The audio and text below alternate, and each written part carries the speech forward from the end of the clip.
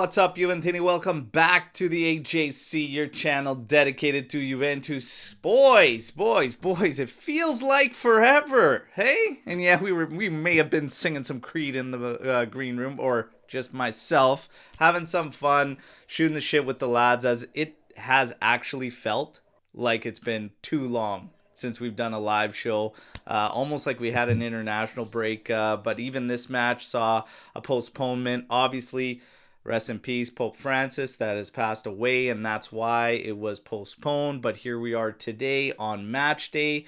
Parma and Juventus set to go down, and as always, the news as we get late in the season starts to ramp up, and today we got some headlines that we have to discuss, and of course everything in the build up to the match. I got Luca, I got Omar. Omar, how you doing, brother? Been a long time, longer than Luca, I even believe. Wow, that's a lot, man. I gotta work on myself. Yeah, I'm fine. I'm phenomenal. I know I always say that, but I don't know. It feels like there was an international break and we kind of had a good thing going. So I was waiting so much for the match on Monday, and then 2 more days. That's deadly. That's a death sentence for us. But here we are. So I'm great. Hello, everyone in the chat, and hello, Luca. I always love it. I'm phenomenal. The phenomenal one, Omar, everybody. And Luca, how you doing, man? I'm just happy to be here right now. It feels like it's been a while, and there's nothing better than jump on, chat with you two, and see all the nonsense in the chat. So yeah, I'm excited for this one. Oh, there's a lot. There's going to be a lot because I got one hot take anyways, I think, and I've been taking some heat for it, and you know what? I'm cool with it. I love that. But what's up to everybody in chat? We see Adam coming in here. Swarit with what the title should read. He says, top four Orte to Tudor. Well, we'll talk about it if it's top four and in for Tudor, because an interesting storyline developing, and you know old Antonio over there in Napoli right now is just taking that fuel and he's just doing one of these and pouring it out there on that fire. And it's got everybody thinking, and the wheels are in motion. But we'll get into it all. Apex, ciao, ciao. Gio, Conidi, ciao, ciao. Danny Oliveira, DJ Cami V, let's go. Been a minute since he's caught a live stream. Feels like it's been a minute since we've done one. So we're going to have some fun. First headline, Miretti season over. Shoulder injury that's going to require surgery. That really sucks. That really sucks no matter how you look at it, because whatever Juve's intentions were with the player are going to be hindered by this now. So that's another one that really sucks any way you look at it. If you were one of the guys that was hoping he could come in next season, take up a role after a good loan spell, hey, that's shot down. If you were one hoping, hey, this guy, I don't see him making it with Juve, but he had a good loan season, let's pick up the capital, that took a hit too. So this is just lose-lose for Juve. It sucks, and it sucks for Miretti. But Luca? The only person benefiting from this is Skanga, because he doesn't have to hear all the little kids on the feed complain that Miretti is doing so well and why we didn't keep him and all that. So he's the only one benefiting from all this, which I'm happy for him. You know, finally. You look happy. I try, man. I try.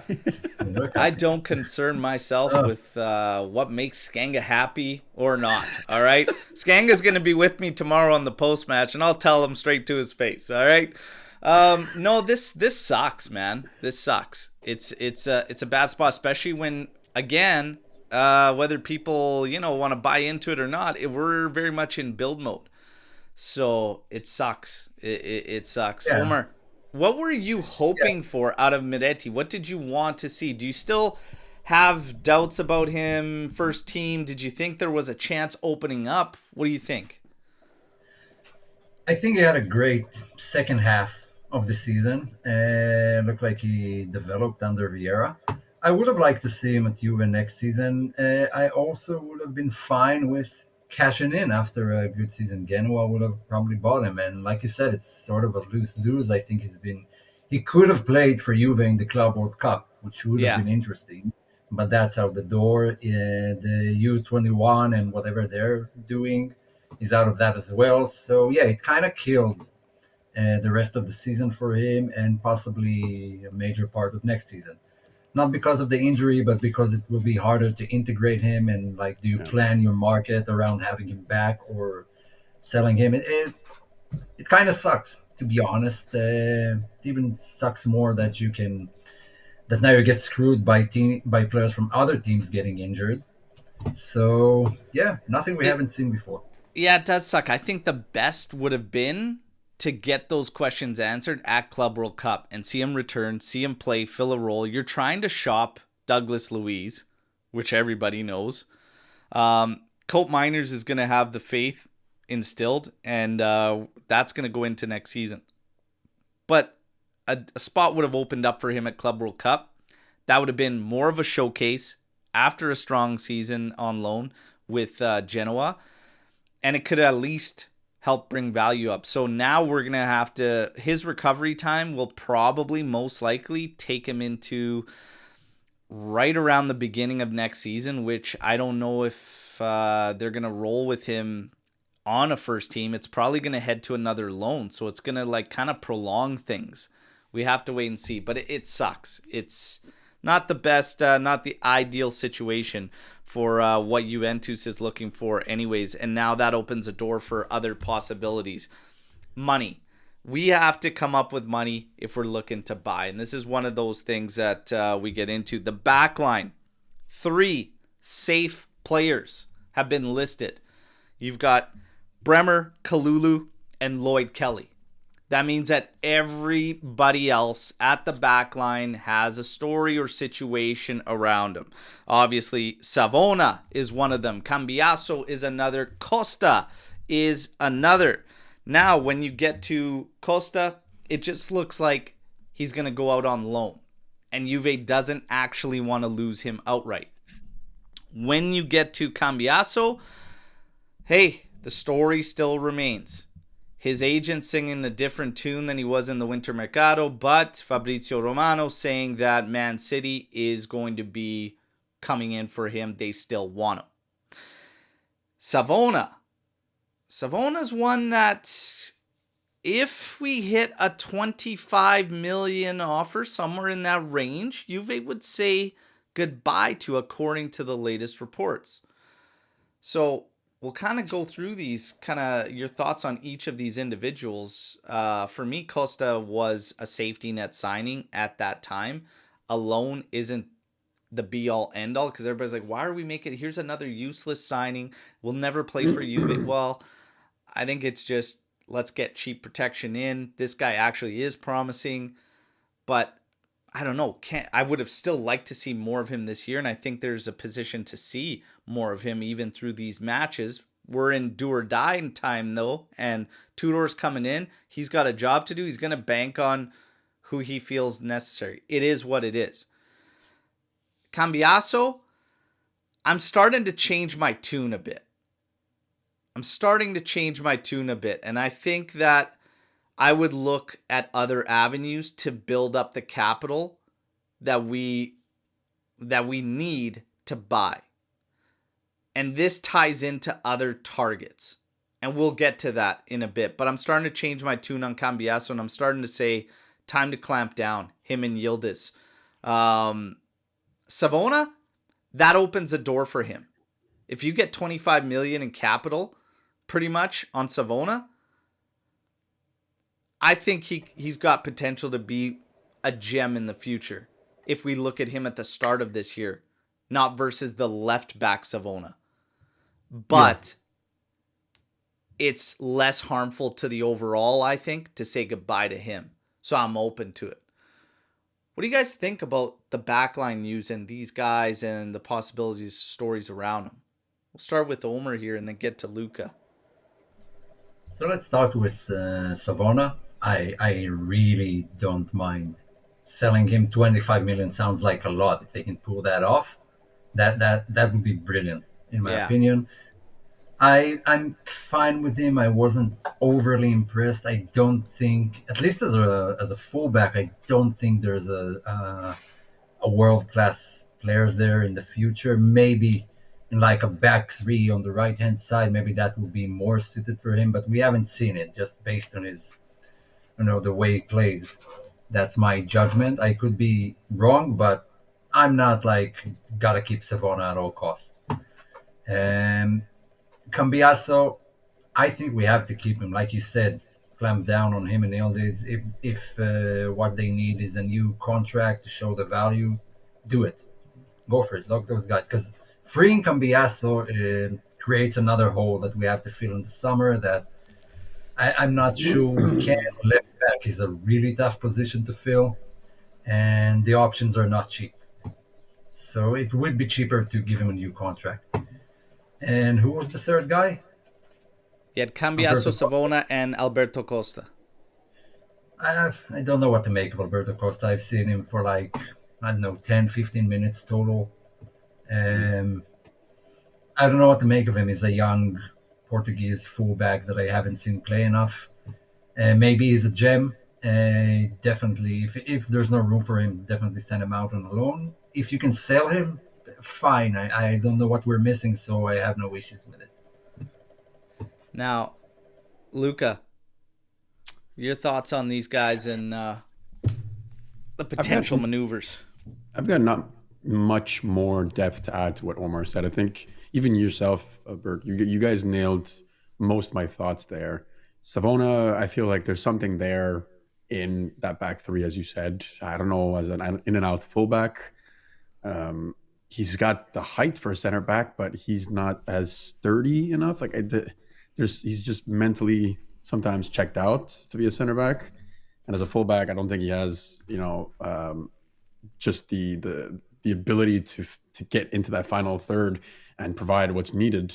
He's done it only a few times, and then he drops off easily. So we're in that phase where we need to really just sell the value where we have it in certain players. And if we can get, like you said, 20 and 25 for Savona, we're going to have to do it. So the same can be said for a lot of our players. But Cambiaso, I'm starting to turn a bit to Burton in the sense that at first, if his mind was in Manchester, then fine, get him the hell out. I don't need a key player of ours to be mentally checked out like that. Yeah. But he is also arguably, one in form, one of the top fullbacks in the world when in form. I want that very specifically clear. But we haven't seen that form for quite a while, whether it's injury or mental reasons, whatever it is. I think if we could keep him, we should at all costs. I think there's so much talent there, and especially that he's going to be playing consistently for the national team, we should hold on to him. And I mean, yeah, Costa, 5-10 minutes of cameos with under matzo ball, like not much to say there with the kid. So yeah. And when it comes to this whole thing with the back line too, because you got Lloyd Kelly that's on the safe list. He's on the safe list. That could simply be because of the fact that I don't know what they're anticipating for value versus what we paid, and it being a wash makes more sense to keep him, even if he's going to be a type of rotational guy, which I expect. You don't sign guys for these happy meal prices, I call them in the world of football, and expect them to be Chiellini's. It's just, that's not the reality, right? To be honest, I kind of changed my tune on him. Yeah, he's been good in the back three at the left center back. He is definitely not been to the tune of all the over-exaggerated worst signing ever by you. It's like, no, it was a safety net signing at the time. Should we have needed a safety net signing at the time? I believe no, because I think we said goodbyes that shouldn't have been said. Because he's playing in a back three center back role, and Danilo was just fine in a back three center back role, either left or right. We were ripping on him because we were playing a flat back four.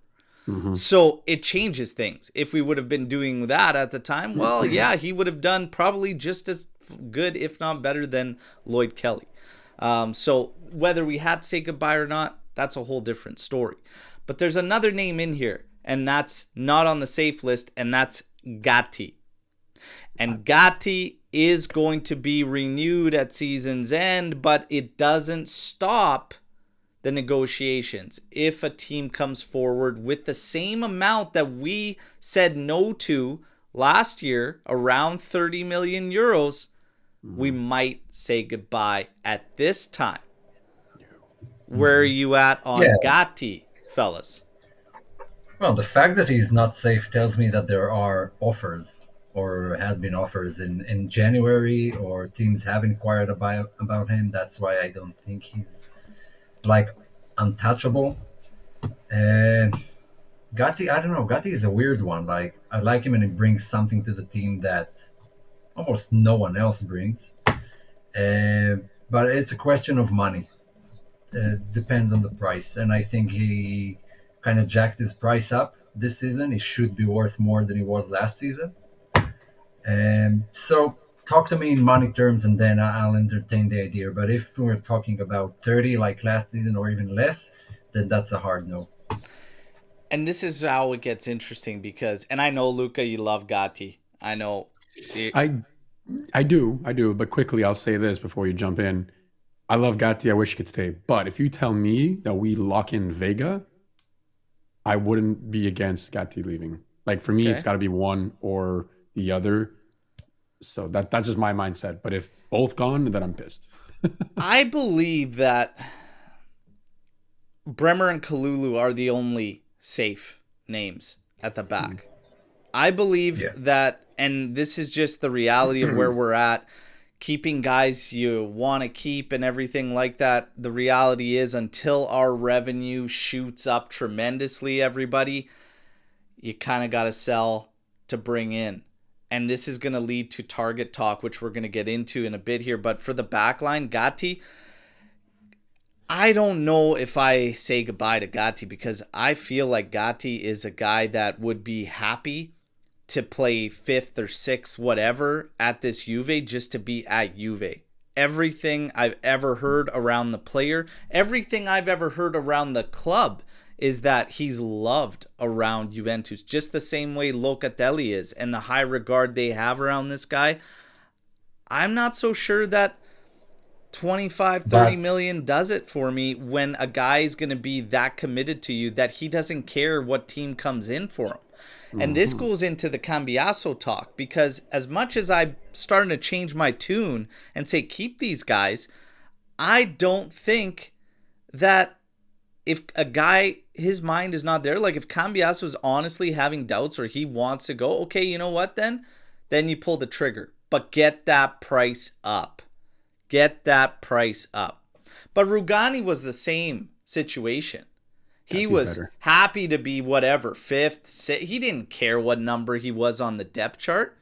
And that's what pissed me off about saying goodbye to a guy like that when it meant nothing to you financially. He has one more season under contract with Juventus, by the way. So now we get to the final question, and everybody in the chat.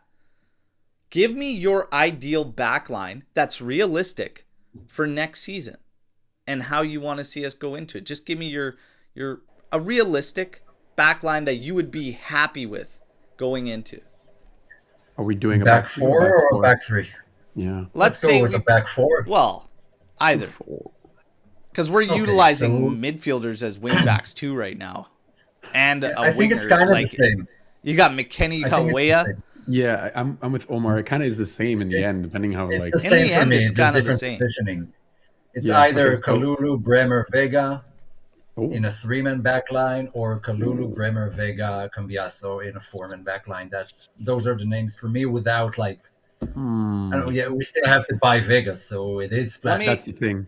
So what I'm looking for is the group. Give me your realistic group of defenders for next year that you would be happy with. Oh, not the lineup. No, I don't care about the lineup. Your group. Okay. Oh shit. Okay, how many do we need? Like what? 4, let's say. 5, 6. 5. So as things stand, we do have Rugani coming back and Gonzalez coming back. I would probably keep both of them. And Yeah, because one is young and has a good future ahead of him, and I do think he's a very good player. And the other is just another system player who doesn't mind being a system player. And Bremer definitely, Kalulu definitely. That's already four. Those are two we could agree Gat- on. yeah, Gatti depends on the price, but overall I would keep him. And another one, I really like Vega. Yeah. Yeah. I would go that route. Those are my guys. So some of the rumors state that Vega just isn't even going to be an option for Juve, and that Chelsea just will not do it. It won't matter what. We'll wait and see. But I'd be happy with one of Henschko or Vega.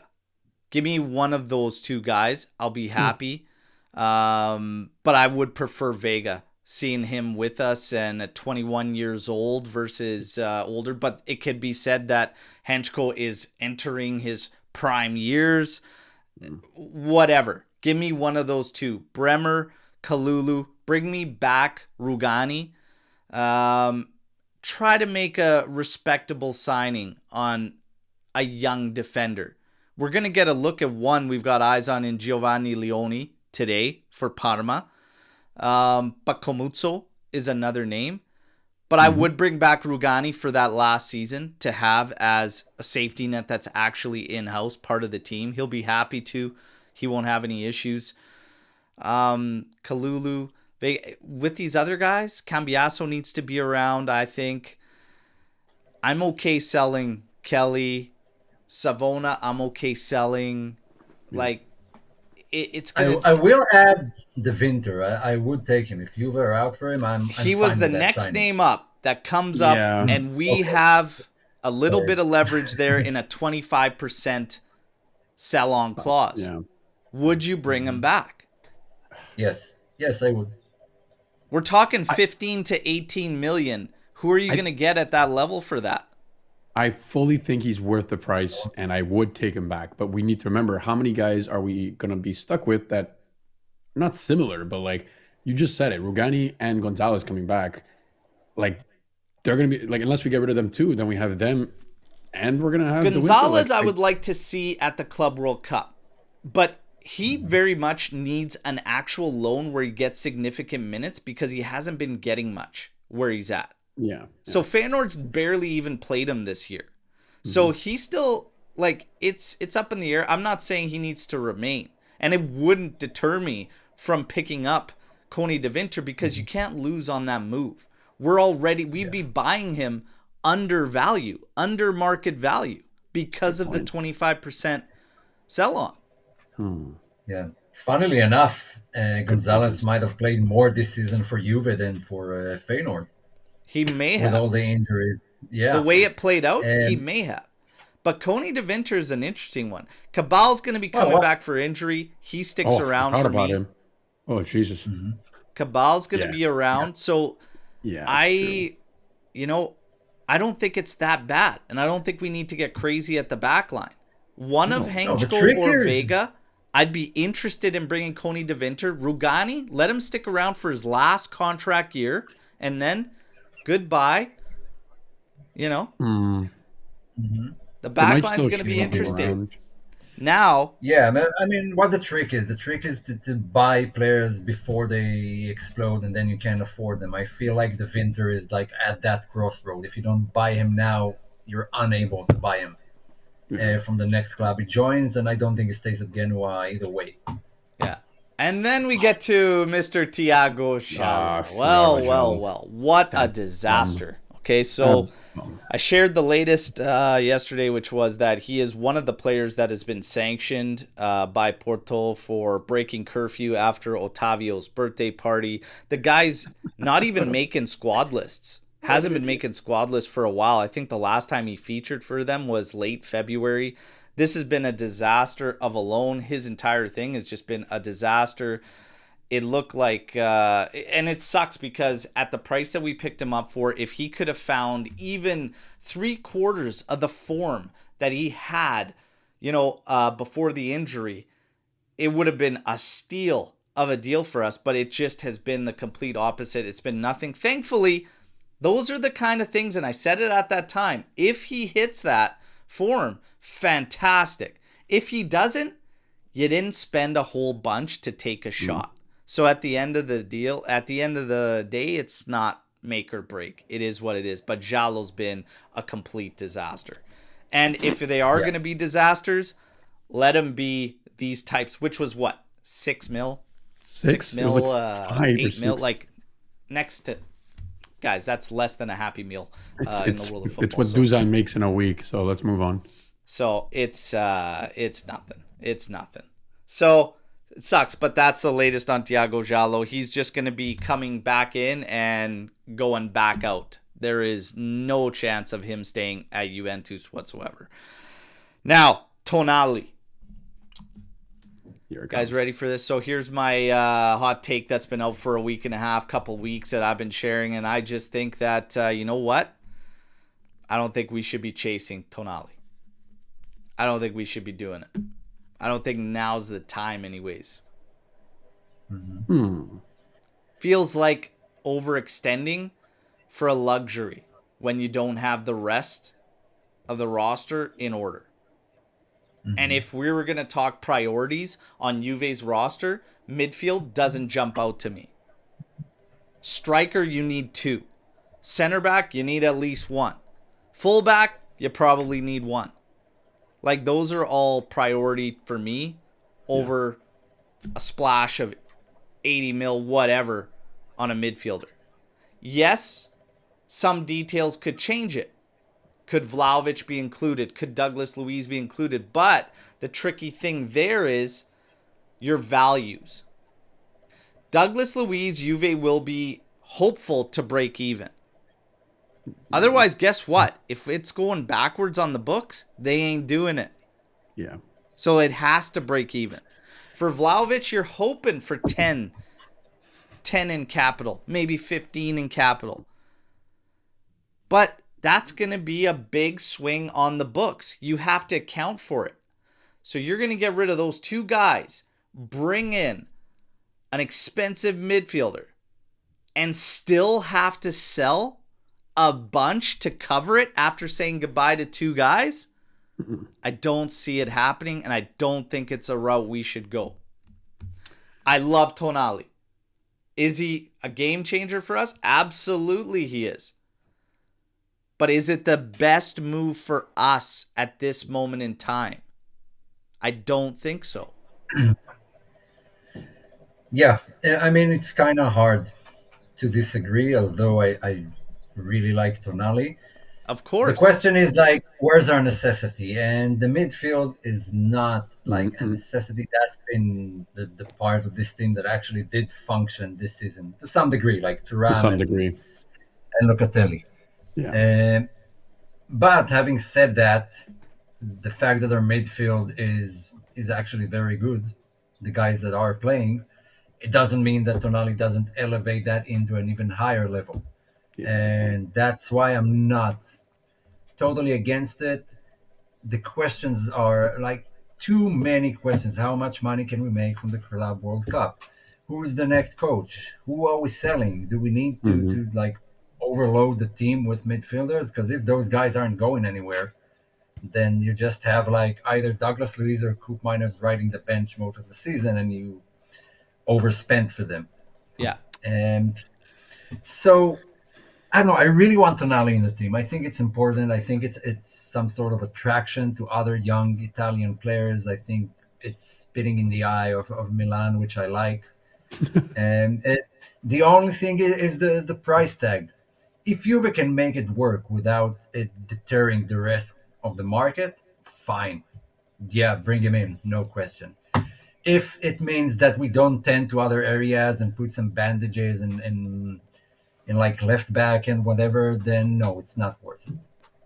Yeah, and that's the thing. I just don't think we can have our cake and eat it too. I don't see a situation arising where this move can happen and we could still strongly bolster the rest of the squad. Unless, they have this confidence that they're picking up Jonathan David on a free, even with those fees afterwards. Bonuses and stuff can be accounted for in a bunch of different ways. So we can work with that. That's fine. Salary, he's already been told he ain't going to get his demands. Not from Juventus anyways, but we can get him somewhere close to it. So it comes down to, where do you want to go, man? And are you willing to give in a bit if you do, in fact, have Juve as your preferred destination, which has been listed by a couple of decent journalists out there. I wouldn't say they're not credible. If Alfredo Pedula is one, I believe Mirko Di Natale was another. So it's an interesting one. I do think we should go Jonathan David route, and I think it opens the door for a lot of other business. If you want a shot at something like that, it can't be Osimhen. No, like if we're putting Osimhen and Tonali in the same bracket, then like Osimhen is a hard no, if that's the case. But again, where do we finish in the league? There's a bond of like 200 million that's supposed to come in. I have no idea how Juve finances. No one has an idea how Juve finances are going to look come July. That's why it's very hard to make those assumptions. Right. I would get Tonali not to the level of winning the rest of the transfer market or selling like high-profile players that we actually need and will need to replace with other high-profile players. Yeah, it's not realistic. It isn't realistic. It's got to be. It doesn't seem to be, but they seem like hell bent on it. Like that's Tonali is like this, and this is what's getting me, is like, what are you willing to sacrifice for it? Like, how do you look at this team and this is just like the be all end all? Like, for me, really not. The first name I want to hear is who's coming in as your main target man, your main striker. Like, what is going on? As far as the coach, we'll get to coaches because, that could have a change in how things maneuver. And there's always news around the head coaching position. But I just feel like I'm not ready to overextend on any player. This isn't exclusive to Tonali. Right now, there's too many needs that take precedence. I wouldn't splash that money on Osimhen, which I've never thought Osimhen is a legit option for us anyways, but I don't want to see us splash on Lookman either.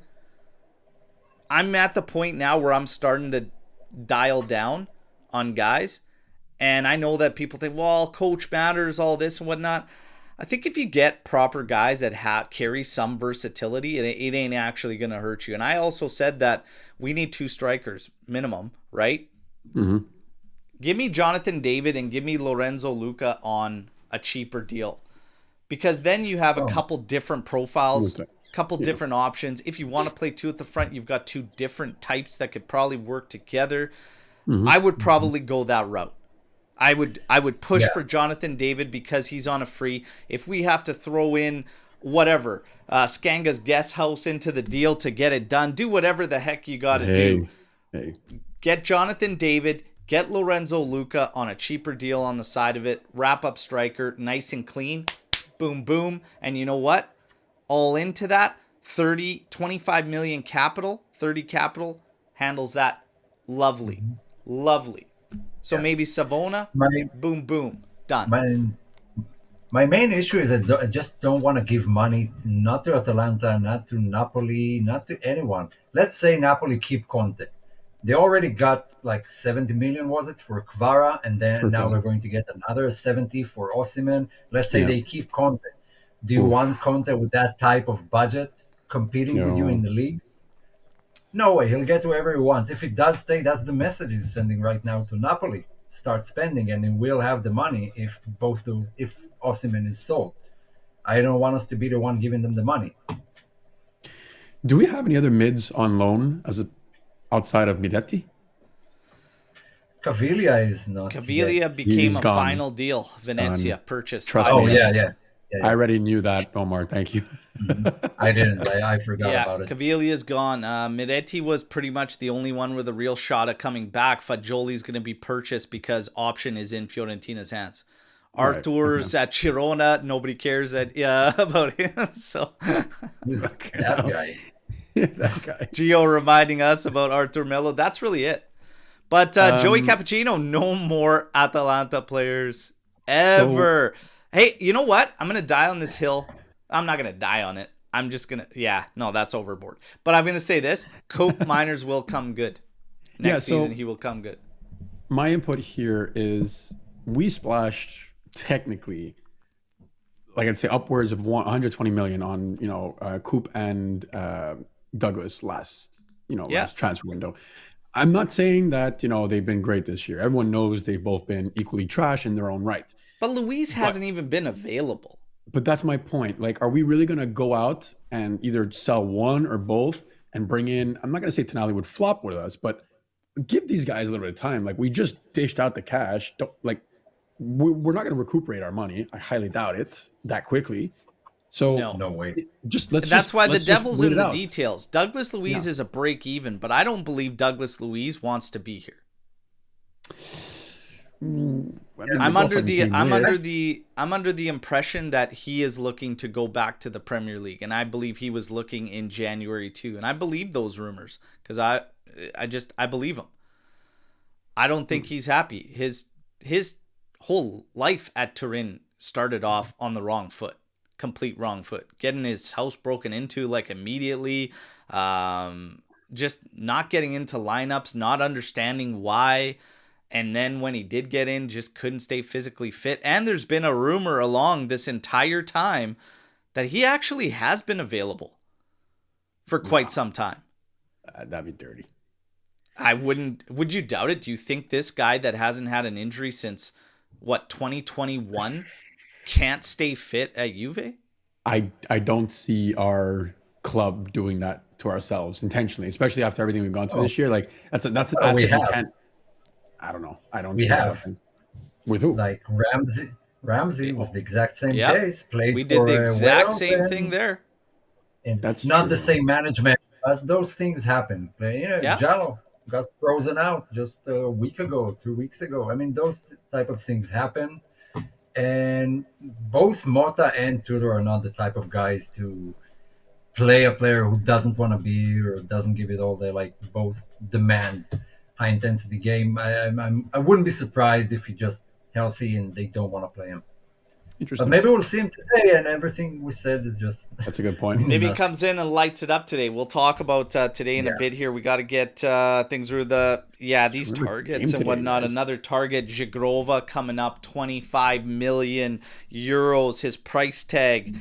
I reminded everybody, as I've been saying, because it turns into now is Jagiello or Chico Conceição. Chico, 30 million release clause, Jagiello, 25. I remind everybody, as J Medical staff members are licking their chops here at the sights of potentially bringing in Jagiello. 144 days missed with a groin injury this season. He had 2 other injuries besides a groin injury this season. He missed 27 games, hasn't been playing since December. And we want to save 5 million and go after him because some say he's miles clear of Chico Conceição. He's also 26 years old versus a 21-year-old Chico. I'm sticking with Chico, guys. This is not the time to sign Jagiello. I don't know. Yeah, if those are the options, just go for Chico. You could have sold me last summer on Jagiello, and I would have been like, "That's an interesting pick at 20 to 25 million euro." I said, actually, it was 15 to 20 last summer. I remember 15 to 20 million euros. I was like, you know what? That's an interesting pickup. But the second Chico's name came in, I was like, no, I want Conceição. The pedigree, the mentality, that also Tudor. I'll take Tudor's word on a player's mentality. He was like, no, he's got the right mentality and everything, but he's got to play him. I sadly feel like we're not going to retain Chico. I'm with you, especially now with Tudor. Like, where do you put him?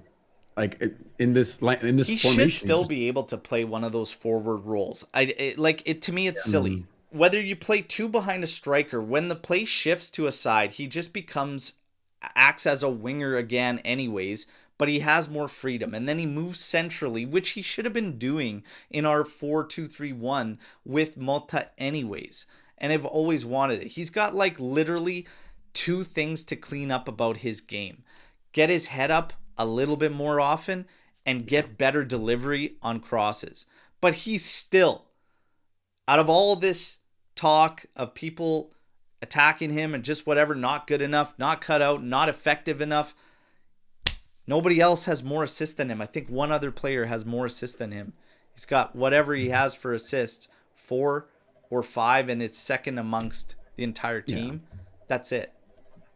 That's it. I mean, my issue with him, it's not an issue, but not with the football he plays. He's like super, super talented. There's something about him that gives off that vibe of a player with no patience.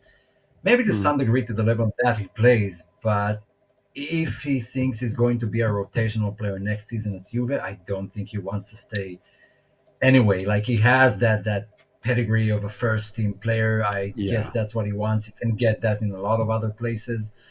I think that if he doesn't stay, it's part of it is due to his own will. Because if you're not like that thing he posted on Instagram, one day they'll know. I mean, you're 21, pipe down. Okay, yeah, this is your first big club, but maybe Tudor can put some sense into him and make him be a bit more calm, and his chance will come. He's a phenomenal player. If it's going to be an issue of sulking and why am I not playing, why am I not starting, and agent talking in the media, then we don't need that, and let him go. Yeah, I'll be quite honest. I'm never going to give a player flack for wanting to hit the pitch. It's not like a bad thing. A guy that stays quiet and just like whatever, it's like, okay, that's fine. I have no problems with that. Was he disrespectful in any way that he did it? I don't think so. I don't think it was disrespectful by any means. He just put out a tweet. So I don't have a big problem with that, and I don't think it should be kind of made something to kind of go against him. Does he have shortcomings in his game? Of course. He's 21 years old, though. 21, guys. It's young. Yeah. 21 years old at 30 million euros with the potential that he carries. Yeah, it's that. I mean, I think his value is going to actually go up. I don't think you lose in that move. And 30 million is not, okay, even if you say he's not 30 million euro player, I guarantee you that your fair market value on him isn't far off from that. And if you want to pick up players, you want to pick them up before closer to that fair market value. Yeah. I'd sign him. I think he's got a couple things to clean up, and that is it. And I would say I'd also understand, and I've understood all year, why guys would be pissed if they don't get playing time at Juventus, because some of the shit just hasn't made sense. Like immediately going back to Cope Miners in one of those attacking roles, and Conceição didn't even step on the pitch for one entire game. Yeah, it's like there is no reason he cannot play. That is still an attacking role.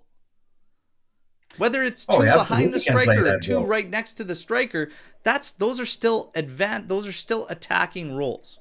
He is the closest to what Chiesa used to give us in that forward-thinking, aggressive, winger role. Like, he's been the closest we've gotten. And it's, as you said, Bert, like 30 million. My worry is that we just let him go and then he goes to another big club and explodes there. Like, he's literally teetering on that edge. There's so much value and potential there. I mean, I think it's all going to depend on Champions League revenue, but yeah. Okay, let me ask you a question. Does who the manager is might change your answer? Okay. I'm asking is that the question? Yeah, that's the question. If you get Conte or whoever, I mean, I don't know what coach we're getting. Is there someone that you would say, okay, in that case, don't spend the 30 million on Chico? No, I think he could prosper on. You would sign him regardless. Yeah, I would sign him regardless because I think he is what I wouldn't say the modern game. I feel like that's such a stupid way to say. He brings so much to the table now, especially in Serie A where everything is just so, chess match, tactical. He has just that forward thinking, and yeah, he's got a hell of a work rate too. But you know what? There's not many like him. He's very, very, very aggressive in the box, and I mean, I think about the coach. Yeah. So, and here's Okay, here's Miranda saying, Berto, please help me remember a player with similar characteristics and physique of Chico who was successful in Serie A. If not for injuries, Douglas Costa was an absolute You terror say Costa was the and a first nightmare. person.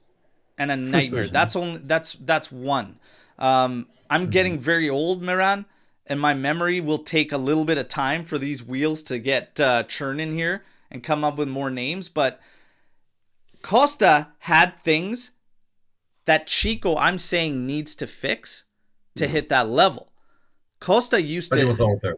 Costa used to put his head up, and he was older. He was older, but he was short. He was tiny. He was lightning fast. He was so good, if not for injuries. But he had the delivery, and he could pick his head up, and he could put the ball in amazing, and he had a good shot. In a second. Chico needs to work on that, but he's got the pace, he's got the dribbling ability, the technical ability. It's so let me fix what guys I like said. that could be a terror no matter who coach is. And I don't want to see us build a team that has. So what are we going to do? A coach comes in, say they want to stay with this setup. No wingers at all on your roster. That makes no sense. Because, I've always said this argument, we got into this with Chiesa back in the day when it was like, oh, this second striker, whatever. I'm like, if you play one position and only one position, that is on you. That is on you. Like, you have to be able to cover multiple roles, multiple positions. As an attacker, it can't just be a winger. If you have to move inside a bit, that isn't even the end of the world.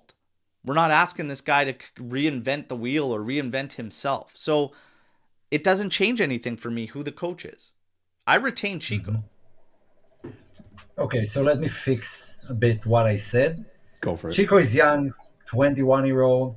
There are aspects to his game that needs to improve. I'm not in a hurry. There's a lot of time. I mean, you mentioned Costa. He came from Bayern. It's a completely different story. And so I can compare the two.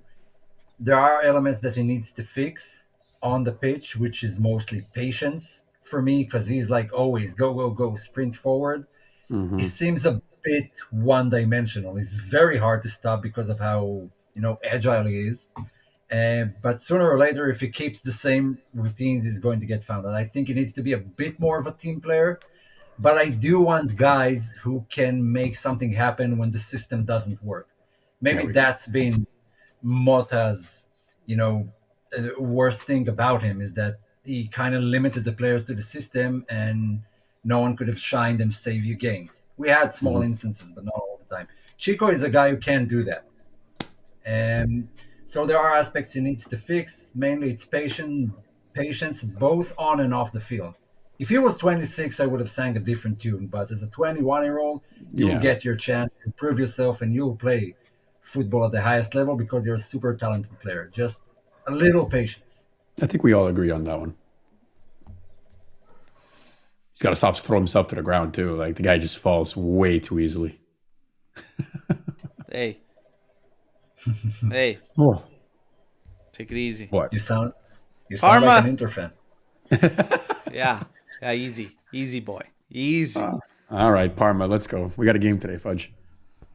Maybe actually, just one last thing. Maybe playing him on the left side so he can actually cross the fucking ball in on his strong foot wouldn't be a bad play. Just saying. Bad idea. Just saying. Like, I don't know. The guy's beating everybody down to the line because they're taking away his strong foot on the left, like inside, because they're seeing him invert all the time. But anyways, maybe. It is what it is. Parma, a familiar face, Christian Chivu as their coach, joined up with Parma there. His reign as Parma's new boss began with a 2-0 victory over Bologna. Although, since then, struggling.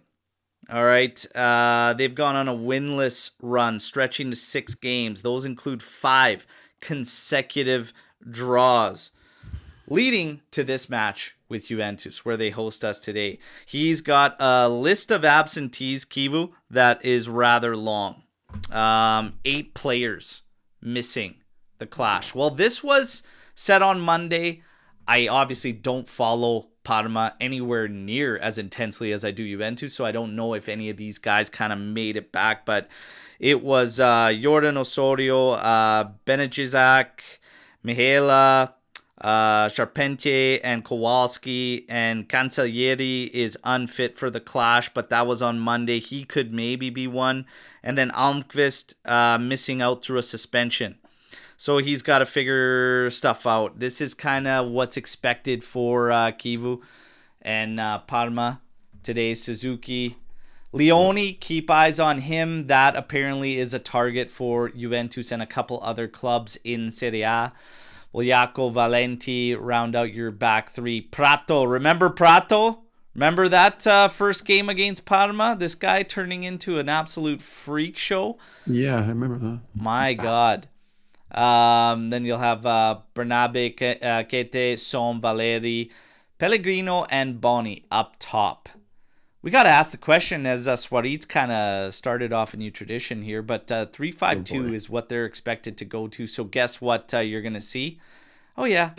5 at the back, little block, and try and transition on Juventus. Little blueprint. But who gets the preliminary day? Preliminary? Yeah, preliminary day. Before the match, we got to give somebody a day here. I think based on what happened the last game where Del Prato there, it might be him. Gio's saying it's Del Prato. And you know what? I agree. George, Del Prato, yeah, you know what? That's the first preliminary day, okay? He's getting it. He's getting it. Boni, that's a good shout too. He could get it. But it's Del Prato. For Juve, here it is, fellas.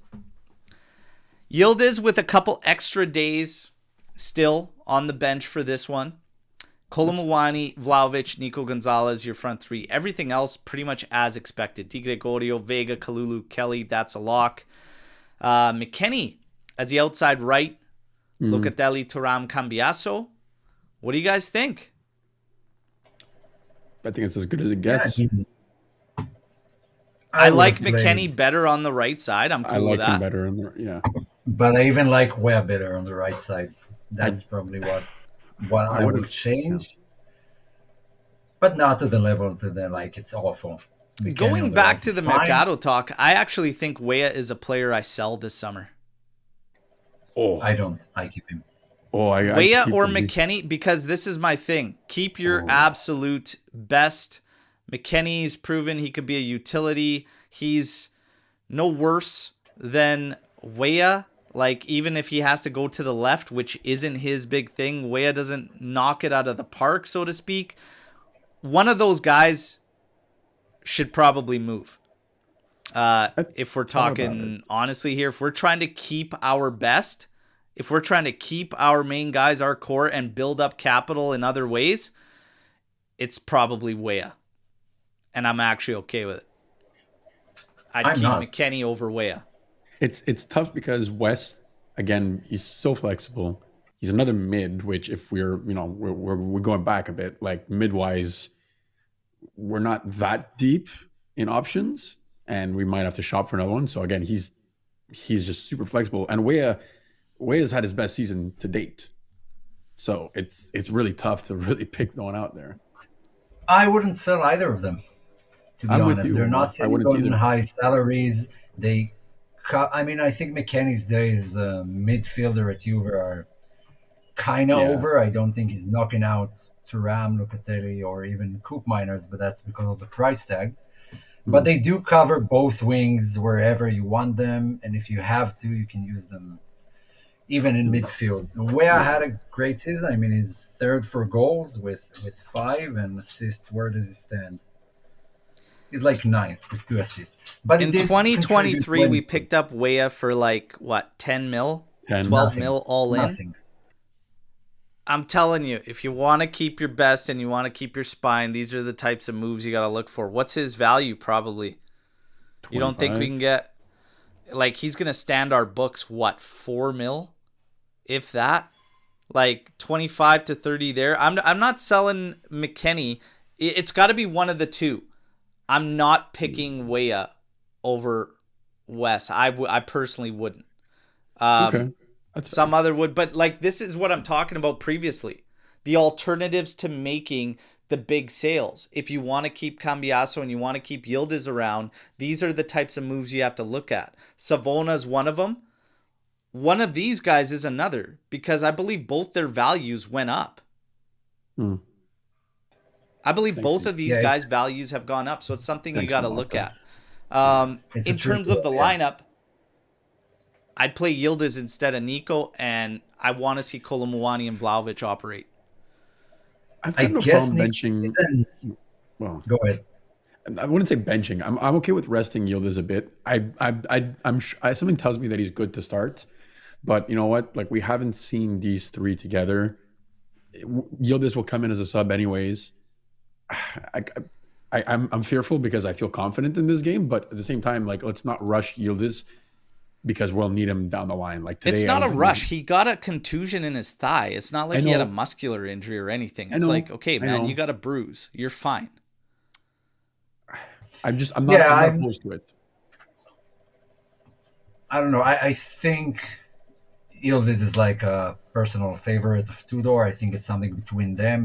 Maybe they talked and said I'm still feeling a bit of pain, or maybe I'm not in for full 90 minutes. Maybe it's something between them.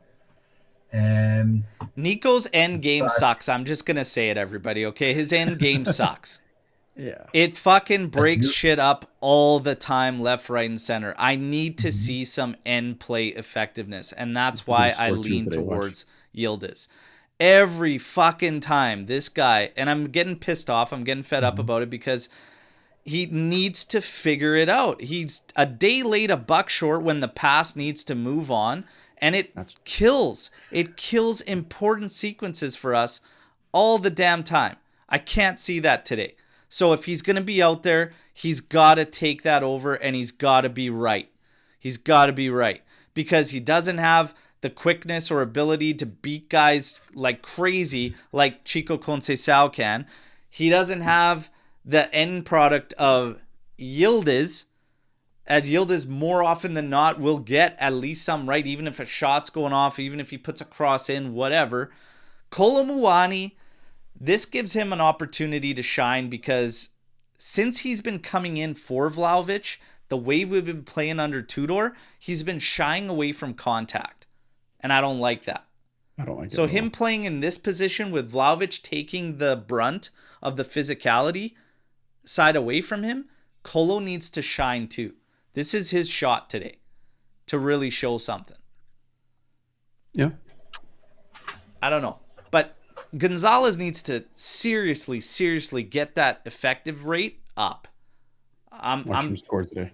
It's been annoying. It's been annoying. And he's not the only one. I kill Chico for it all the time. I kill a lot of these players for it a lot of the time. It's that final, last crucial moment where we just can't wait to pass properly, can't hit a target, can't shoot.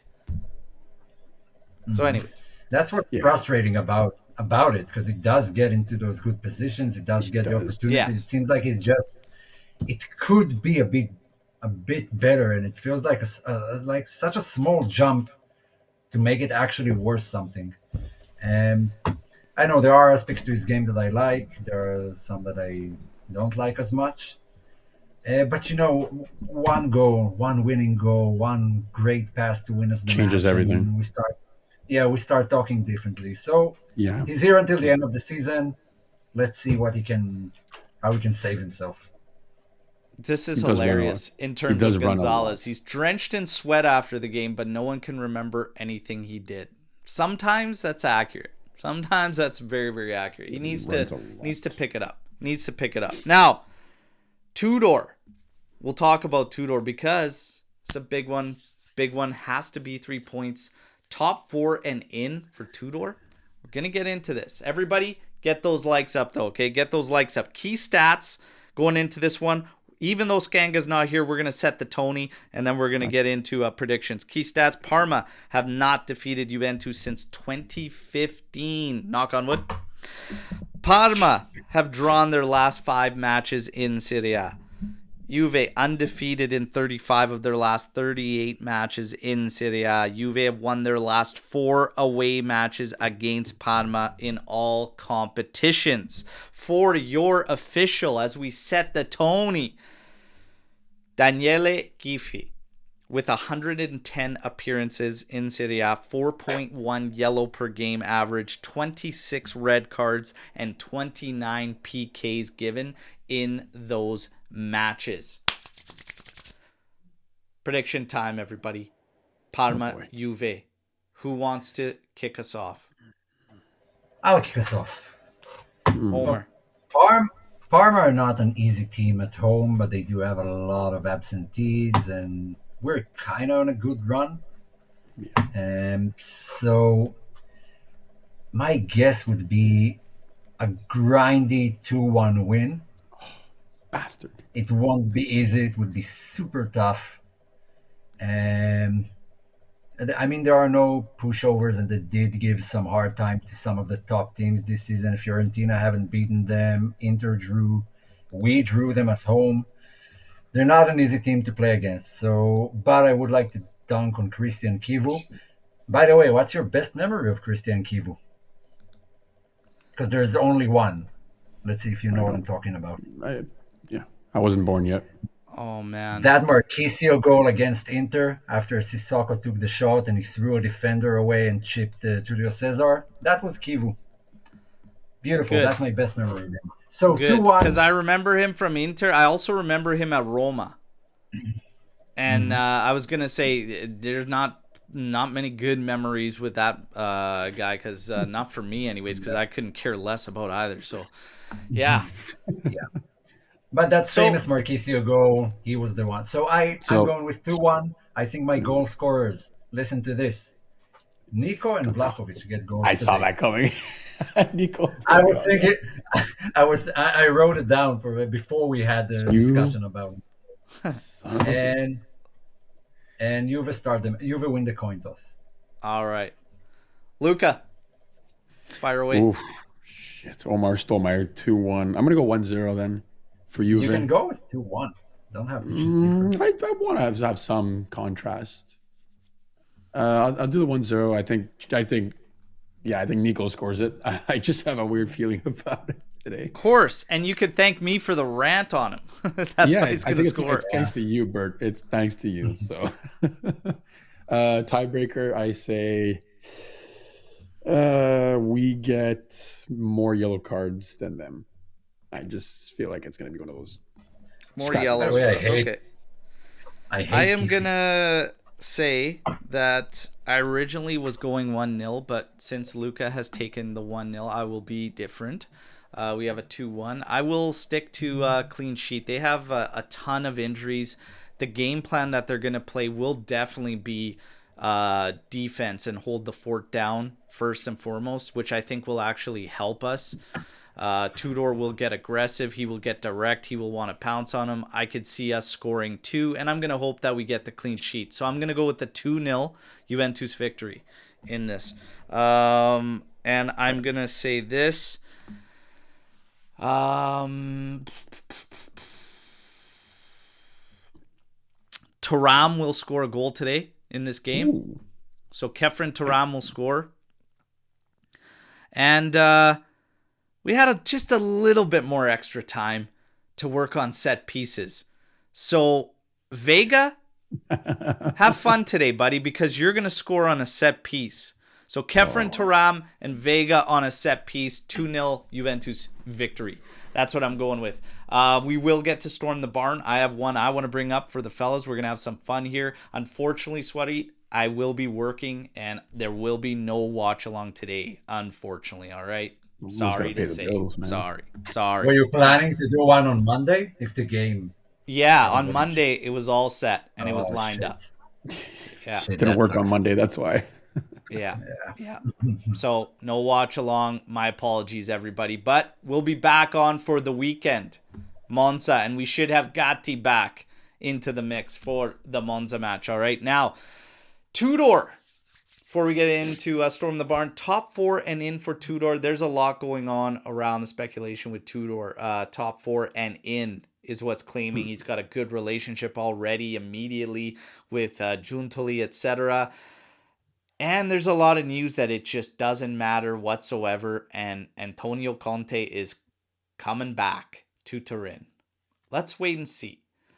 Do you actually believe, though, that it is in fact top 4 and in, which more outlets are starting to pick up?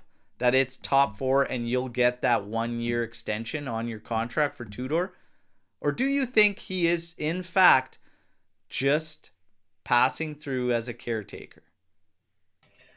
Well, we kind of knew that question would come up, because if it does do well, then we are having that discussion no matter what. So I was kind of expecting that. The only way that just goes on smoothly is if it doesn't get into the top 4, and then there's no question.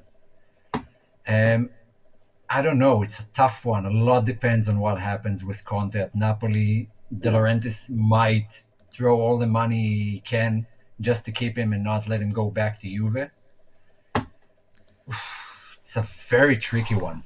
I don't know, man. Those last words from Conte, like, and it was 3 days in quick succession. Yeah. It's like that it was before the match.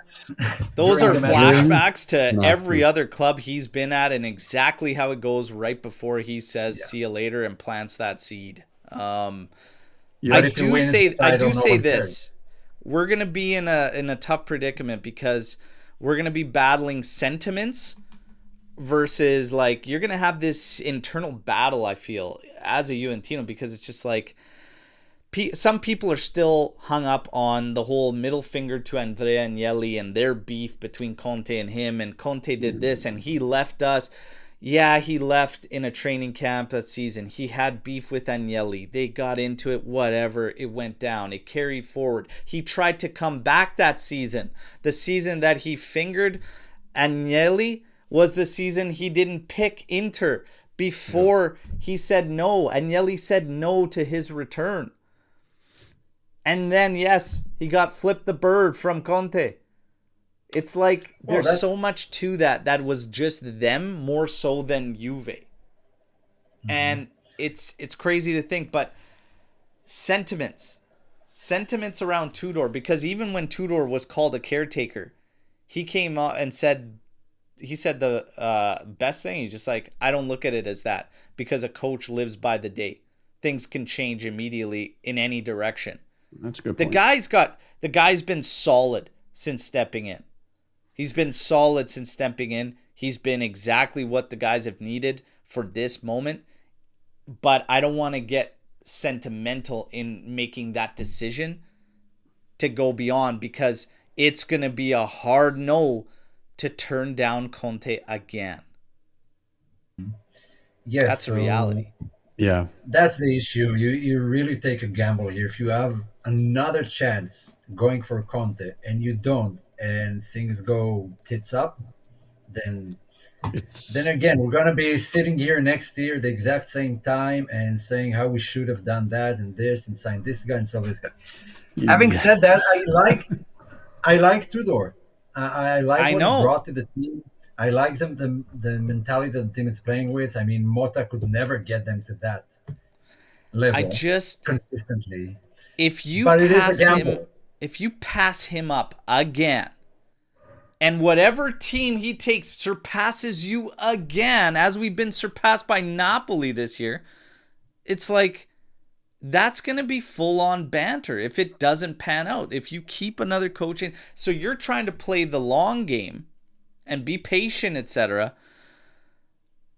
when everybody knows Conte's only around for a little time. But has he ever left a club worse situation than before he's got there? I don't think he has. No, he always leaves at the right time. He always leaves at the right time, and they're always in a position to enhance themselves if the next move is the right one. I mean, we all know the pros of Conte. He gets more out of mediocre players. He thrives in the league. He's a very good league coach, and we need to win instantly. Like that's the feeling around Juve, and if not that, then at least guarantee by January our top 4 position, which Conte can provide. And we also know the cons. We know he's going to put a lot of pressure on the management. He might It might not work out. He's going to ask for money to build the perfect team. It's just like Tudor for me. It's sort of a gamble what you're getting yourself into. And I don't know what the right answer is. If we don't make top four, then it's content. It's not even a question. Yeah. It's a tough one for me. I really It's like gonna be what tough. Tudor It's gonna be has a tough done with one. the team. Thank God I don't got to make that decision. Yeah. Because I do like Tudor, and I like the way he stepped in, and I think he's been doing a solid job. But we can't just leave it at that. I mean, we're going to play GM here. So, Luca, it's your decision to make, just for shits and giggles, Tudor or Conte. Oh, for fuck's sake. You sign that paper. You have the decision to make. Say we make top four with Tudor. But God damn it.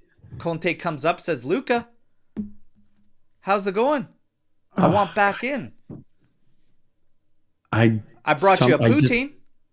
It's delicious. if you pronounce it like that, we're gonna have a problem. But okay, putain. Okay. Anyways, I don't know. I understand both arguments, but there's something in the back of my head that I've been saying it for years, Burton. You've been saying it too. There's something about returns. I'm sick of the returns. And I know we brought back Tudor, but technically he was never a coach. Oh, I know. So I don't know. That part of me is still like, especially that he's gone, that Conte has gone to two competing clubs in Serie A, and they're essentially our rivals too. Like I hate to call Napoli that, but they are because of him now. I don't know. Hey, I didn't want the whole internal battle lived out on screen. We just okay. Okay. I said we were all going to face an internal battle. You're the general manager. Try going with that into the negotiations for Conte. So you end up with. Okay, you'll get Sergio Cosmi before you get Conte. Here's my answer. If we make top four and we have a decent run in World Cup, in the Club World Cup, I keep Tudor. Wow. Okay. Omer, same question. I feel insane not saying Conte. That's why I'd say Conte. I mean, things have to get a lot better for me to trust in a young coach. And I break my rule because of where we're at and say come back to Conte. And the reason is because something we've lost for a very long time we need to bring back, and that's the fear. We would be instantly feared, no matter who's on this roster, as knowing we're coming back. I pick Conte. Now, Storm the Barn. We got time. We're going to tackle some Storm the Barn questions. But I had one first because we kind of came up with an ultimate Juve player. So I'm going to put both of you to the Build Your Ultimate Juve player that I faced on a YouTube short video out there. So we're going to start with the characteristics. I'm going to give you the characteristics. You name a player. You cannot use the same player twice. First up, pace. Pace. Douglas Costa. I'm going. I went Costa. Okay, can I say what he said? Because Costa is kind of the obvious answer. But if it's not him, I'm taking Camoranesi. For pace, okay? Okay. That's not bad. Shooting. Shooting or finishing?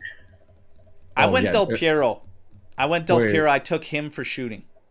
Is it like just shoot? Is there another category for finishing? Like Omar's right. I'm not going to tell you. Oh, mother. Shooting. I took Del Piero, our leading goal scorer all time. Yeah, so shooting, I would take Cristiano Ronaldo. Left, right, heading, whatever. I'll stick with that's the best goal scorer ever. I can't not pick him. Yeah, but that's again, if there's a finishing category, I don't know. Passing. Pirlo. It's not even a question. Jesus Christ. Who? Pirlo. Yeah, I went Pirlo. Easy. Right foot. I see. This is where it gets interesting. I went with Robbie Baggio. Oh. I take Del Piero's. Okay. Yeah, same. Left foot. Come on. Dybala.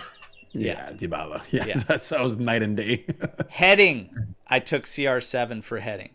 I will take CR7 for heading as well. Mandzukic.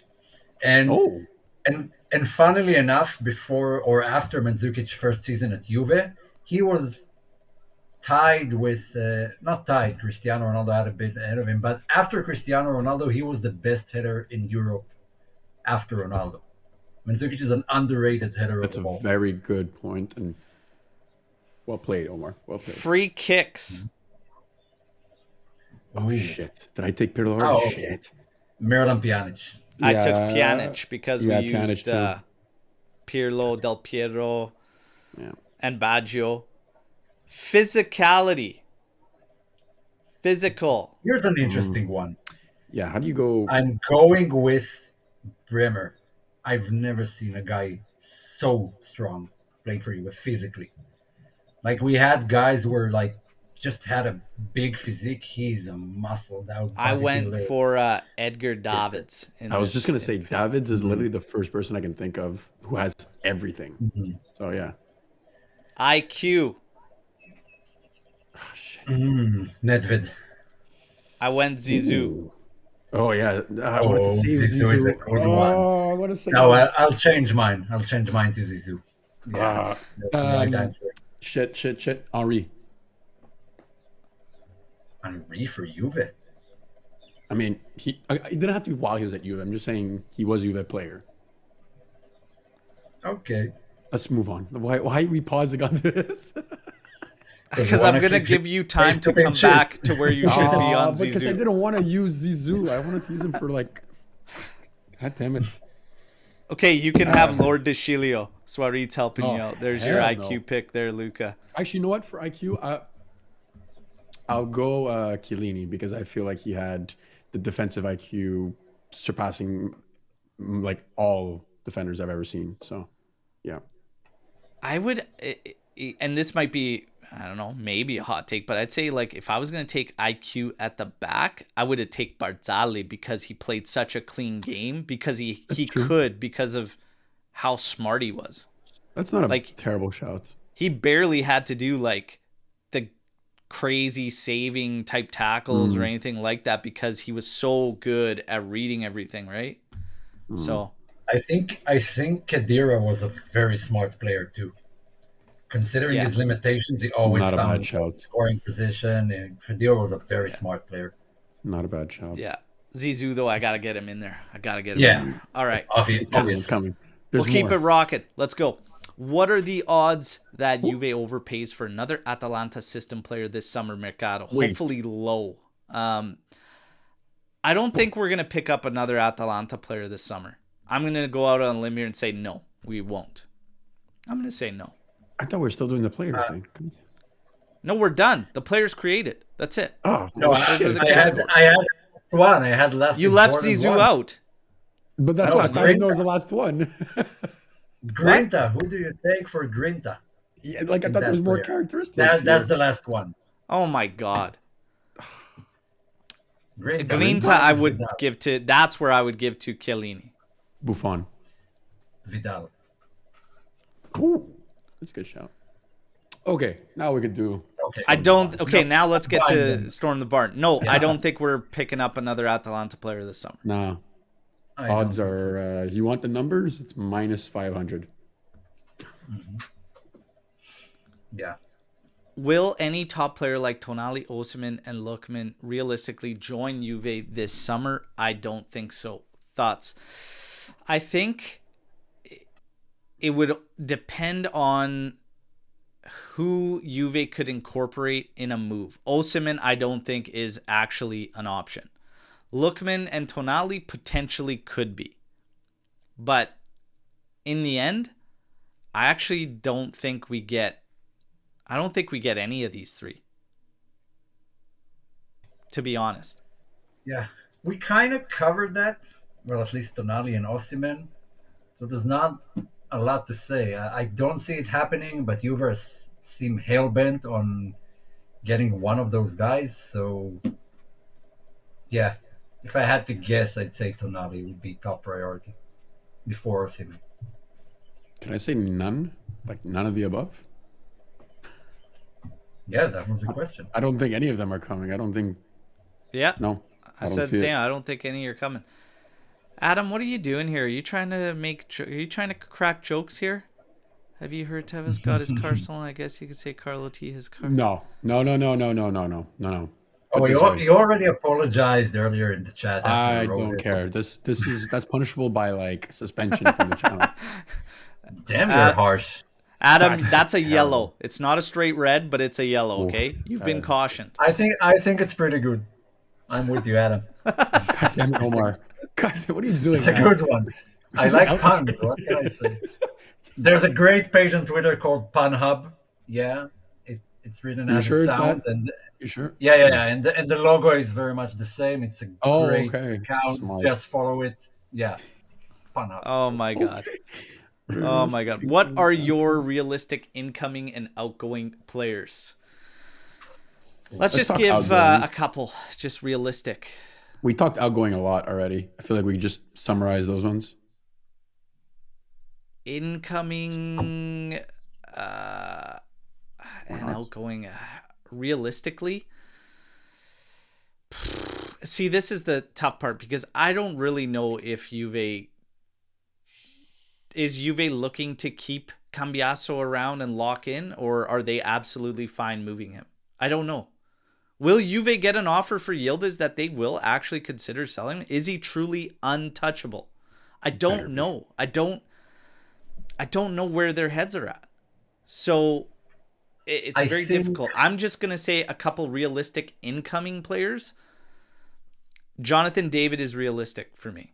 I actually think there's a shot there and there's potential that could move. Luka is a realistic player to come in. The price is right too. I would also say that Komutso is very much a realistic player to come in. And I'll just leave it at that. I kind of want to give him a chance to rephrase that question and give us some, let's say you write that, but you say Cambiasso is sold. Cambiasso and Vlahovic are gone. Who are you bringing? Because that's very general, and I can't answer that because I think I will say if Cambiasso leaves, I'm intrigued by Gutierrez, and I like that name when we were linked with him, and I think it's a good shout and a good pickup. But yeah, I would go for Tavares from Lazio. Oh yeah, that would be sick. That's a great shout. Is there any way in hell we could sign Nico Paz? Is there any way? I don't think so. I think there's a lot of teams on a lot of competition. Real Madrid. Like that would be a move. That would be a move. At him, and we are not attractive to the others looking at him, I think. Speak for yourself. All right.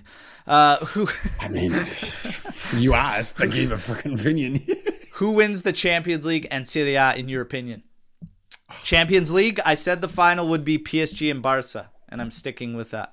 I think Barca takes the Champions League this year.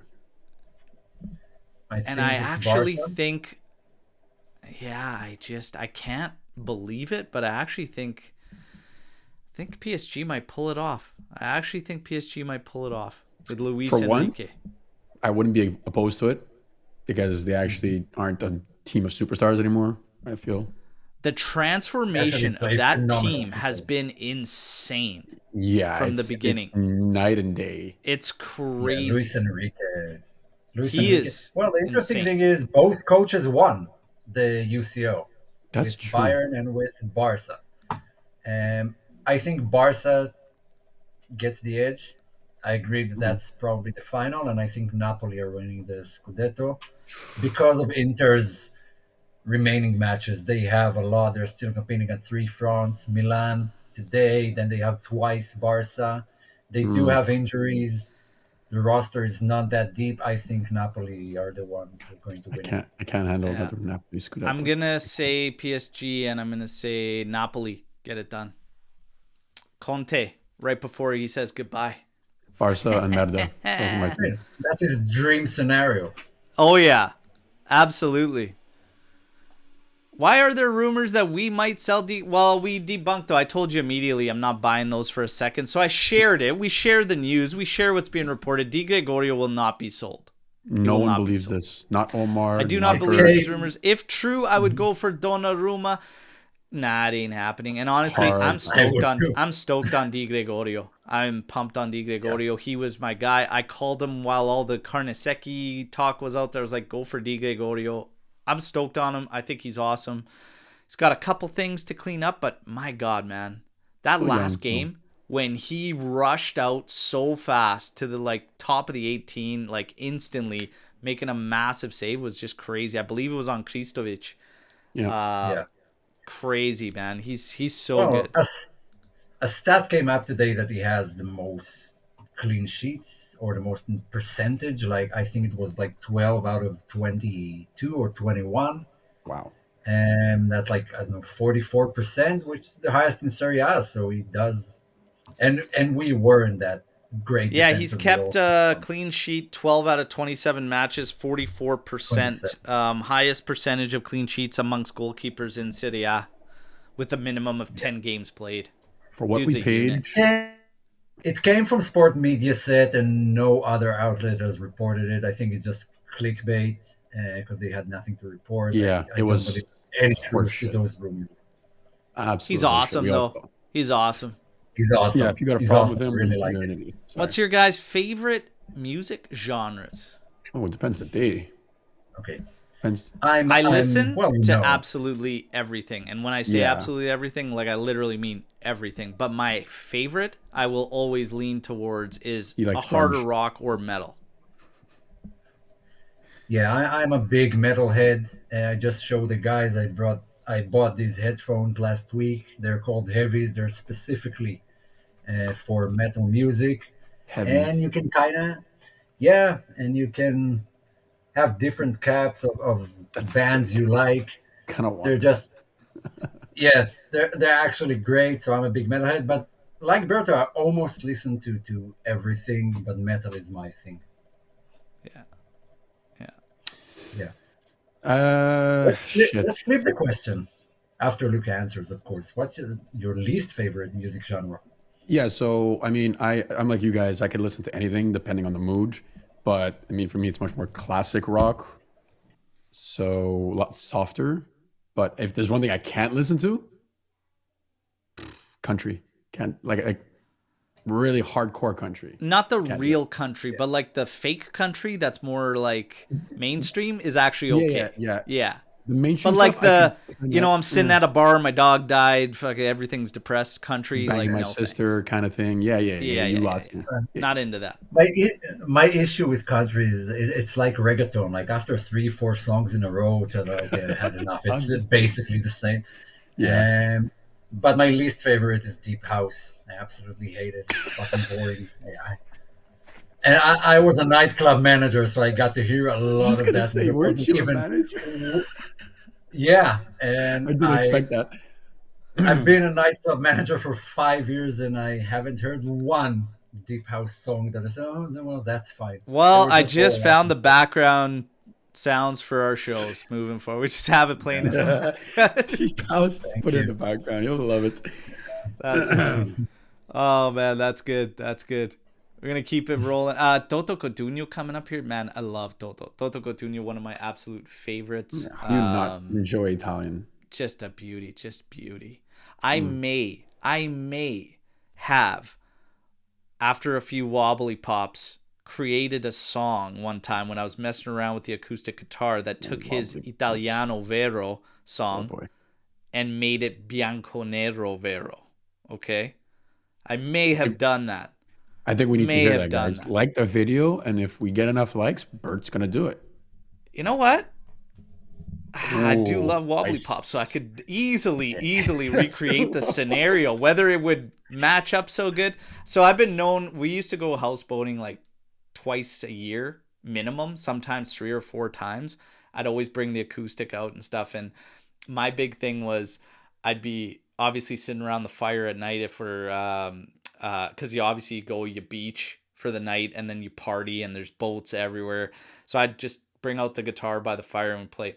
But my thing was I would be obviously intoxicated and people would be coming from other boats and I would just pick somebody out and I'd essentially roast them in a song. And if they paid close attention, I wasn't actually singing a real song. It would be to the rhythm of certain songs, but I would be kind of roasting them. And it was kind of like this icebreaker thing. And people just loved it. So that was my thing. Not real music, not like anything substantial or anything, just having fun with it and making fun of people. So there you go. There you go. Thoughts on Paul Heyman turning on Roman Reigns and Punk at WrestleMania? Fantastic. Fantastic. I'm a Seth freaking Rollins guy. Loved every second of it. And Paul Heyman's amazing. How about Braun Breaker joining? Yes. Yes. Buddy, I'm into everything, okay? Like, you talking sports, even sports entertainment. We'll get into it, okay? I'll talk whatever you guys want. Watch along question. Sadly, no today, everybody, okay? Sadly, no. No idea what he just said, guys. Who would be your pick for Juve's next 9 if budget is unlimited? Unlimited. Money's not an object. You handpick your guy. Unlimited. I think there's a big shortage of like great strikers. Yeah, I'd say Retegui. I think Gyökeres is like the most interesting one. Alexander Isaac is a good shout. And not Osimhen. And I don't know what to say about what's his face from City. Haaland. Haaland. I don't know what to say about him as a striker. I would love him, but I'm not sure I'll go and spend on him. I don't know why. Something about this season kind of moved me away from him. I don't know why. I mean, if he was willing, I'd go get Thuram, but I don't know if that's ever an option. No, that's not happening. No way. No, he said money's not an option. So, I mean, I don't know. Bert, you're quiet. Marcus Thuram, Isaac, Haaland, Seško, Gyökeres. Mm-hmm. Okay. In that mix. I think those are the top strikers right now in the world. It would have to be one of those guys. And if I had to pick one out of all of them, I'm going to personally go, I'd probably take Haaland. If money was not an object, I'd say bring me Haaland right now.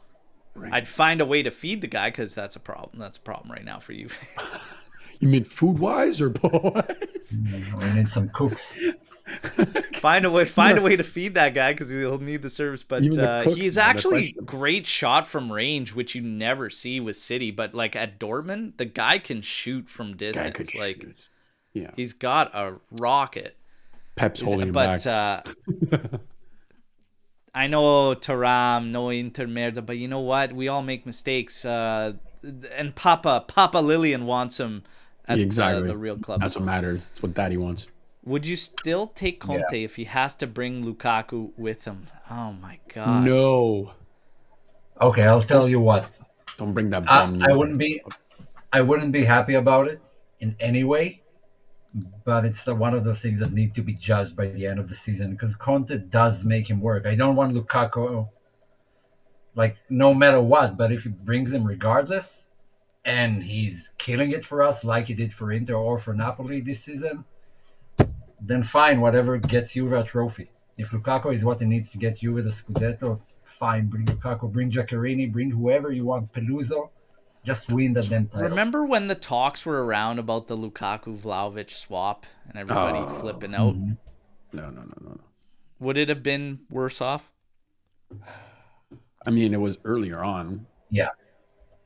But like, has Vlahovic done anything that's like, yeah, you know what? Absolutely not. But, like everything. Like for me, the issue is the money, and it's like what you spend on Lukaku at this point in his career, and whatever. And even this year, it hasn't been like crazy. But like he's leading in assists, is he not? I think he's leading the league in assists. Lukaku. Good question. I don't know. Yeah, I am pretty sure he leads the league in assists. He does. Last time I checked, he does. You bring him in without Conte, it's like getting Koop Miner's brother all over again. So only with Conte, it's like an ice cream cone with no ice cream. Exactly. Don't get him. You gotta get them together. Is it chocolate ice cream? Lukaku leads the league with 10 assists. Closest to him is Nuno Tavares, Pulisic, and Leao, and Bellanova with 8. Bellanova, that's a player I would take. So Lukaku's got double-digit goals and assists this year. Yeah, Still under wouldn't take him. Conte is a different beast. But if there's no Conte, then there's absolutely no Lukaku. Next. Man, that's crazy. That's crazy. Has Juve had any Canadian player before? No. Nope. No.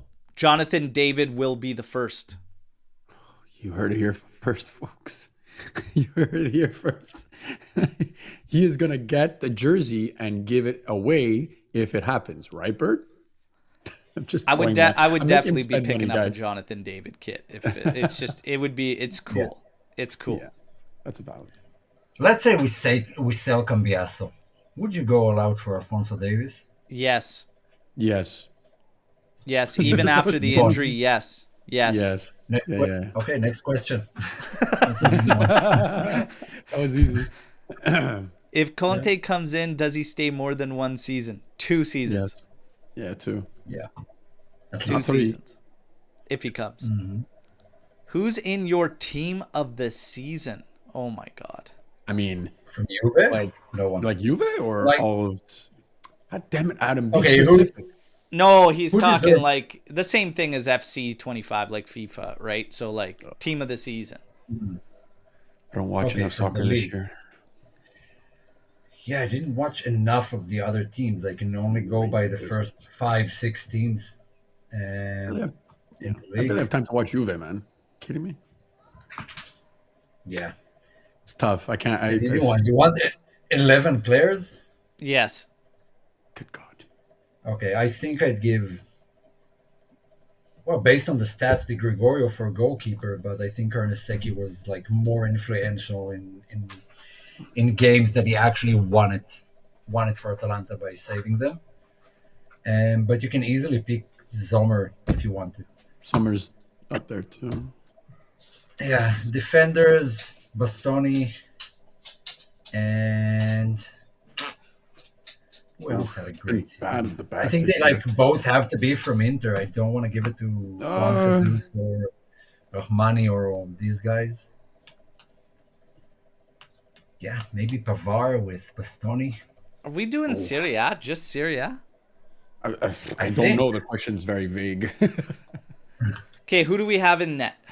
I was reading some of the comments here. So who do we have? I've got Svilar or Di Gregorio probably as your goalkeepers of the season. I don't Svilar think is a good Sommer should shout. be there. I don't think Napoli's Merit should be there. I'd probably go with them. And I'd probably give the edge to Svilar, to be honest. He's been night and day. for Pilar them. is a good shout. Yeah. So I'm cool with him getting in the goalkeeper. For the back line, start outside right. Di Lorenzo's been pretty good this year, even though I hate to say that. Oh, Who? Di Lorenzo. But he's been playing it's not really right back. Kind of like a center back. Yeah. Or right center back. He's been terrible with the national team, but with Yeah. freaking Conte, he's a freaking nice Center out. backs. Who's the center backs? Bastoni? Well, I mean, when Bremer was fit, but I think Bastoni's there. I think Bastoni, and I'd give it to Buongiorno. Even though he was injured for large portions, he was very Again, good. when he did good play. with club, shit with the national team. So yeah, I'll give you Buongiorno on that one. Outside left? Di Marco, if he's even Di Marco? fit. Although Yeah. Inter fans do have some problems with him, like he's not Which, an immediate first Goddamn, pick. I don't Yeah. understand. 3 midfields? Oof. Lobotka? Labotka's in there. Nico Paz making team of the season? Not over the experience, guys. I don't think so. Barella easily. Barella's got to Barella. be in there. Lobotka, and then you got one spot. I'd put Loca in there, man, or even Thuram. They've both Honestly- been insane. No, I wouldn't put both of them. I think it's Neither.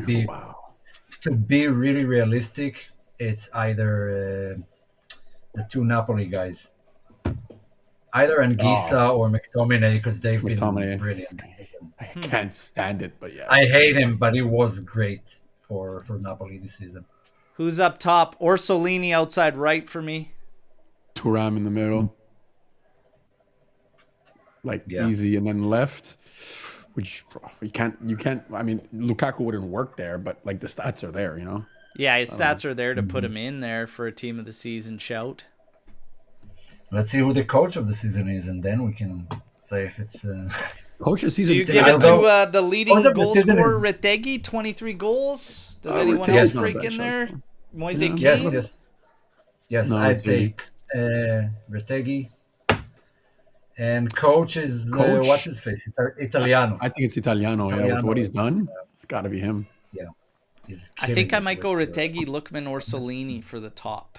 Ooh, that is flat. I think you can go past Thuram. I mean, I think Thuram's got to be in there. He's got to be in there. He's night and day. Yeah. I agree with Orsolini, Retegui, Thuram. That would be my... Yeah, that's a good shout. So some differences there. It's all good. That's what it's all about. And coach. Who you putting, Bert? I think it's easily Italiano. I'm really, really torn. It'll depend how it finishes, but Ranieri's got an argument for what he's done.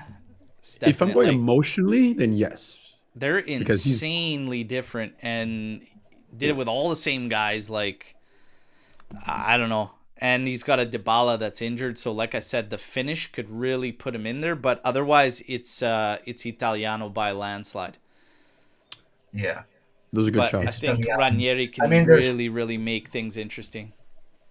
They were in the Champions League with Italiano. They're still in the Coppa Italia. They're in top 4. He improved everything he's done wrong in Fiorentina, which is mainly with a worse roster.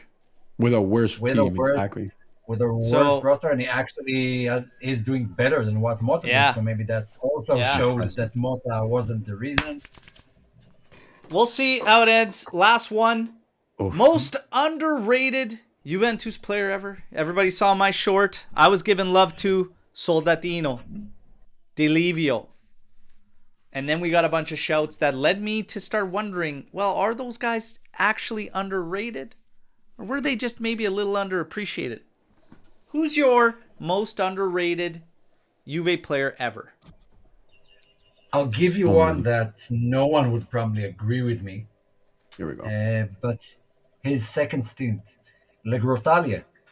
In his second stint, partnering Chiellini, he was part of the team that beat Real Madrid away. He finished second with Ranieri. I think he had 2 great seasons. And afterwards it went downhill, but we didn't have any. And he was like, it was a second stint. It was a lot worse in his first one. But obviously, Di Livio is like the obvious answer for me. I completely agree. If I had to go for someone, that's not. Benatia is a good shout. I agree with that. Because as we go through those names, so first let's get Lucas, then we'll go through some of these.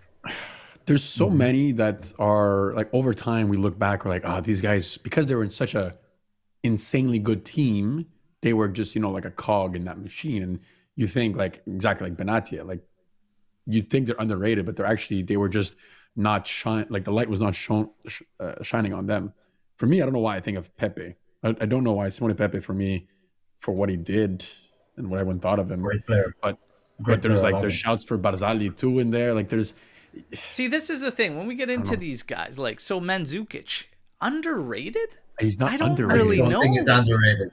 I don't think he was underrated at all.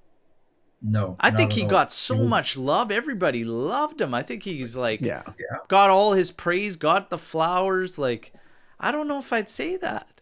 Lichtsteiner, I mean, that's the thing. Like, maybe underappreciated. Underrated. In the eyes of who? Of Juve fans or the world of football? Well, that I would throw Marchisio in. Because Marchisio was listed in one of the comments to my video I made about Di Livio being one of the most underrated. I said Marchisio, and I said, not to Juve fans. But to the rest of the world. In the world of football, I don't think he was respected enough for how good he actually was. But there's some that will tell you he's mediocre and only got love because he came through the ranks at Juve. Oh, that is harsh. Yeah, there are some Juve fans that think he only gets that because he's Italian and came through the ranks. And I'm like, no, he was good. He was good. Damn good midfielder. 15 titles will tell you a different story. So Jesus Christ, Yeah. that is a take and a half. Holy shit. Barzagli. So That's the thing. Barzagli's a funny one because Not he's really part under- of one of the most successful backlines, period, ever. Yeah. They have the record. They hold a record. In terms of underrated, a lot have him in their all-time 11. I don't think he was underrated. That's my thing. Like, he comes up too quickly. It's got to be names that you wouldn't automatically think of. Yeah. I wouldn't throw Barzagli in there. It was loved since the first Conte season. Yeah. I adore It's funny him a the lot. reactions to that Marquisio. That's a legit comment in one of our videos. I Someone did find something. that guy's name. Find his Okay, name. I gotta think it was shit on from him. when the Ultras came at Marquisio. It might have been that video. There was a video. This is a legit comment that you could find there on one of our platforms. Like, yeah, man, I'm telling you, I was blown away. I was like, what are you saying? You're a Juve fan? It's like, yeah, I'm a Juve fan, and I'm saying he only got praise and respect because he's Italian and came through the ranks. I'm like, dude, he was good. Damn good. But that was crazy. That's you gotta crazy. think back to the times Yeah. where we didn't really have a great team. No, the thing is, that's why I picked like Grottaglia, because he was like a starter for Juve for like 2-3 seasons. If I'm going by players who had cameos and mostly sub appearance, I think Pereira was actually pretty decent for Juve. He Pereira just was wasn't underrated. the starter. I'll Just give you wasn't the that. starter. For There me, were better players. Like, I chose Delivio, and there's other names I'm thinking of that could go in there as well. Guys like Birindelli. Guys like Pesotto. Guys like Tacchinardi. Like, actual legit underrated guys. Delivio for Torricelli. me was my pick because I just found him to bring the most versatility with the most value and impact because he would go up and down either flank, left or right. You want to play him high, you want to play him back. He would do it, no problem, and play central midfield when called upon. And he was making Azzurri sides during the golden generation. This guy opened the door for guys like Gattuso. And Gattuso gets more praise than Delivio, who was doing it before him, that actually carried way more versatility and actually was better technically than Gattuso too. Yeah, and I'll tell it's and the I'll World tell you Cup this: that sticks out. all those top guys loved Delivio because he gave them the freedom to do what they needed to do. Delivio, for me, was definitely highly and grossly we can all overrated. agree. Or Delivio underrated, is excuse me. The best Yeah. option here. Ray, I want to throw out Sissoko as well. Oh, it's not a bad shout, actually. I like Sissoko, not the most underrated Juve player ever, but he was a bit underrated and had the bad luck of playing for a bad Juve with Yeah, Olsen I think and you got to Djalo. look back at that, right? Yeah. But I did Jugovic. like Jugovic. Jesus Christ, I forgot he played for... Jugovic is a good shout as well. That is a good shout. Good shout as well. But enough of that. Underrated, overrated. Let's be perfectly rated today and take care of business, all right? Parma and Juve going down. We got to take care of business. Has to be 3 points. The predictions are in. Omer going 2-1. I'm going 2-0. Luca's going 1-0. Gortomuso coming back. Old habits don't die, all right? So here we go, everybody. I had a ton of fun. Tomorrow's the post-match podcast, and we're going to have some more fun. Skanga's going to be around, all right? And it feels like a long time since we had Skanga back, so it's time to him to answer to some of the heat he's been taking in the chat ever since he's been missing. Old Skangavino, the return tomorrow. You guys are the best, though. Please drop a like before taking off. Luca, Omer, absolute pleasure, fellas, as always. Enjoy the match, everybody. Wish I could bring you a watch along, but no thing today, but we're back at it on the weekend. Fino alla fine. Forza Juventus. Let's get Parma. Let's go, everybody. Like the video.